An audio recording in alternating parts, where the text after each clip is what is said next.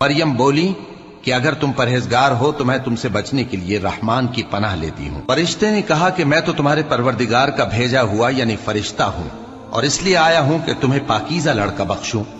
मरियम ने कहा कि मेरे यहाँ लड़का क्यों कर होगा, जबकि मुझे किसी मर्द ने बतौर शौहर छुआ तक नहीं और मैं बदकार भी नहीं हूँ। फरिश्ते ने कहा कि यूं ही होगा, तुम्हारे परवरदिगार ने फरमाया कि ये मुझे आसान है और मैं इसे इसी तरीक पर पैदा करूंगा ताकि इसको हम लोगों के लिए अपनी तरफ से निशानी और जरिया रहमत बनाएं। और ये काम मुकर्रर हो चुका है। चुनाचे वो उस बच्चे के साथ हामिला हो गईं और उसे लेकर एक दूर जगह चली गईं। फिर दर्द ज़ेह उनको खजूर के तने की तरफ ले आया। कहने लगी कि काश मैं इससे पहले मर चुकती और भूली बिसरी हो गई होती। तब उनके टीले के नीचे की जानिब से फरिश्ते ने उनको आवाज दी कि गमनाक न हो, तुम्हारे परवरदिगार ने तुम्हारे नीचे एक चश्मा पैदा कर दिया।